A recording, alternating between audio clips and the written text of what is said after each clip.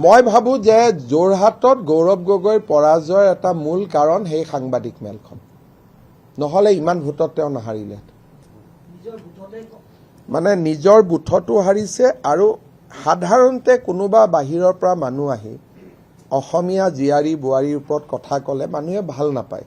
আৰু ময়ো যদি বেংগলত গৈ মমতা বেনাৰ্জীৰ ওপৰত পাৰ্চনেল এটেক কৰিলেহেঁতেন মোকো ভাল নাপালেহেঁতেন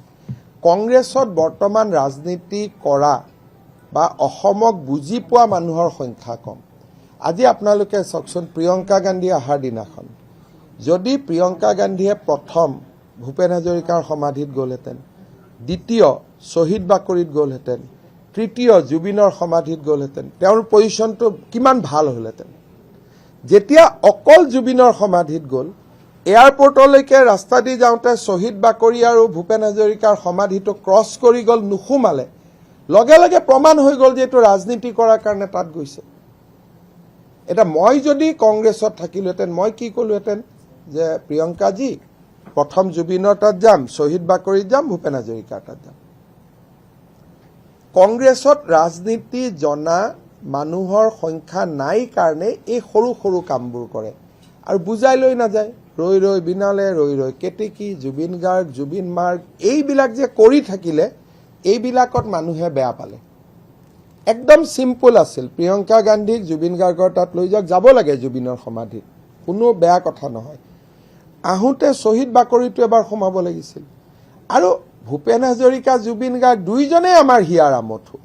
জুবিনৰ সমাধিত যদি গৈছে ভূপেন হাজৰিকাৰ সমাধিটো সোমাই যাব লাগিছিল বোলে মই আগত এবাৰ গৈছো তেতিয়া বেলেগ কথা প্ৰিয়ংকা গান্ধীয়ে কেতিয়াও ভূপেন হাজৰিকাৰ সমাধিত অহা নাই তেতিয়া বস্তুটো তেওঁলোকৰ কাৰণে ভাল হ'লহেঁতেন অন্ততঃ মই ভাবিছিলো যে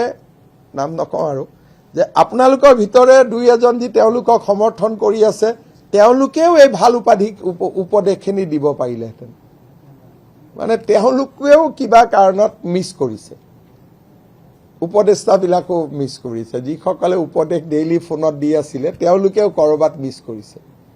মই ভাবা সিম্পল কথা ৰাস্তাটো একেটাই আছিলে নহয় সোণাপুৰত গ'ল শ্বহীদ বাকৰিত গ'ল এয়াৰপৰ্টত যাওঁতে ভূপেন হাজৰিকা দি ওলাই গ'ল কিমান ধুনীয়া হেডলাইন হ'লহেঁতেন আপোনালোকেও চিন্তা কৰকচোন তেতিয়া মই যদি ক'লোহেঁতেন জুবিনৰ সমাধিত গৈ এওঁলোকে ৰাজনীতি কৰিছে তেতিয়া আপোনালোকে মোক ক'লেহেঁতেন ক'ত জুবিনৰ সমাধিত গৈছে তেওঁতো ভূপেন হাজৰিকাৰ তাতো গৈছে আপুনি কিয় কৈছে ৰাজনীতি কৰা বুলি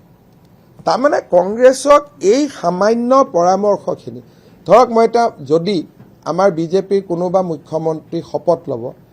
মই কি পৰামৰ্শ দিম যে শ্বহীদ বাকৰিত যাব ভূপেন হাজৰিকাৰ সমাধিত যাব জুবিন গাৰ্গৰ সমাধিত যাব যাতে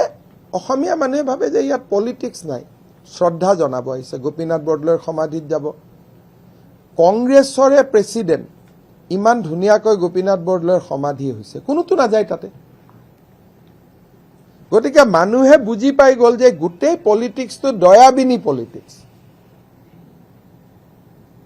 সেইকাৰণে আৰু ইয়াত অলপ চলপ আপোনালোকেও ইনস্পায়াৰ কৰি দিয়ে তেওঁলোকক আপোনালোকেও বহুত সহায় কৰিলে আমাক মিছ ডাইৰেক্ট কৰাত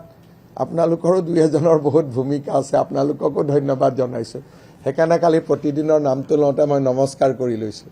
অন্যদিনতো এনেকৈ লওঁ যোৱাকালি মই দেখিছে মই নমস্কাৰ কৰি লৈছো তাৰমানে অন্তৰত কৃতজ্ঞতা এটাও আছে যে তেওঁলোকক ভুল ৰাস্তা দেখুৱাত প্ৰতিদিনেও এটা বিশিষ্ট ভূমিকা পালন কৰিছে সেইকাৰণে যোৱাকালি মই লক্ষ্য কৰিছে নাই জানো যোৱাকালি মই প্ৰতিদিনৰ নামটো লওঁতে এটা বাবা হয় নহয় মই নমস্কাৰ এটা দি লৈছো কাৰণ আমাক জিকুৱাত এটা বহুত ডাঙৰ ভূমিকা প্ৰতিদিন লাভ কৰিছে শেষৰ ফালে ডিৱাইও আমাক বহুত সহায় কৰিলে যেতিয়া ৰিনিকিৰ সেন্দুৰত ধৰি দিলে সেইটো ডিৱাই আমাক তেজপুৰ বা এই চিটখিনি জিকুৱাত ডিৱাইও আমাক বহুত সহায় কৰিছে কোনোবা চেনেলে কৰবাৰ সেন্দুৰৰ কথা কয় নেকি এইবিলাকেও আমাক লাভ কৰিছে যিমান পাৰে বাকীখিনি ঠিকে আছে কিন্তু যিখিনি মই কিয় জিকিলো পইণ্টছখিনি কৈছো